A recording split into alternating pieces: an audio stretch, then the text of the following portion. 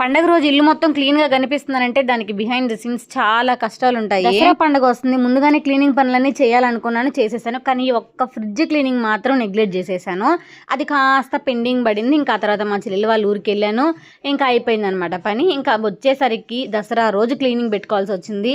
ఇంక వాళ్ళు కూడా చేయలేదు అనుకోండి, ఇంకెప్పుడు అవుతుందో కూడా తెలియదు, అలాగే పోస్ట్ పోన్ చేసుకుంటూ పోతాను. అందుకే పట్టుబట్టి మరి ఇవాళ మార్నింగ్ తోటే ఫ్రిడ్జ్ క్లీనింగ్ చేసేసాను. ఒక పక్క నేను ఫ్రిడ్జ్ క్లీన్ చేసుకుంటా ఉంటే ఇంకో పక్క మా పిల్లలు చూసారా, వాళ్ళ వెహికల్స్ని వాళ్ళే క్లీన్ చేసుకుంటా ఉన్నారు. ఇంకా ఆ తర్వాత రెడీ అయిపోయి పూజ అయితే కంప్లీట్ చేసుకున్నాము. టిఫిన్స్ అన్నీ కూడా పూజకు ముందే అయిపోయినాయి. ఇంకా ఆ తర్వాత మధ్యాహ్నం భోజనానికి అయితే మా అమ్మ వాళ్ళ ఇంటికి రమ్మని చెప్పారు. పూజ కంప్లీట్ చేసుకొని అక్కడికి వెళ్ళి కొద్దిసేపు మా చెల్లెల పాపతో ఆడుకొని కొన్ని ఫొటోస్ తీసేసుకొని ఇంకా తినడానికి వెళ్ళిపోయాము. ఇంకా మధ్యాహ్నం భోజనంలోకి అయితే నాన్ వెజ్ చేశారు. అసలు ఈ రోజు ఎవరైనా నాన్ వెజ్ తింటారని అయితే అనుకోవద్దు, మా సైడ్ ఖచ్చితంగా దసరా రోజు నాన్ వెజ్ తినాలంట. తినని వాళ్ళు ఎవరన్నా ఉంటే తిట్టుకోవద్దు. ఇంతకు ముందు వీడియోలో చెప్పాను కదా ఒక్కొక్కరిది ఒక్కొక్క పద్ధతి అని, అలాగే ఇదనమాట. మార్నింగ్ తో పూజ చేసుకోవడం వల్ల కొంచెం లేట్ అయింది లంచ్ చేయడానికి. ఇంకా అందుకే ఎక్కువ స్పెషల్స్ ఏం చేయకుండా నార్మల్ గా చికెన్ కర్రీ, రసము, అలాగే వైట్ రైస్ చేసుకొని తినేసాం అనమాట. ఫస్ట్ పిల్లలకు పెట్టేశాను, ఇంకా అందుకే లాస్ట్ లో కూర్చొని నేను తింటున్నాను అనమాట ప్రశాంతంగా.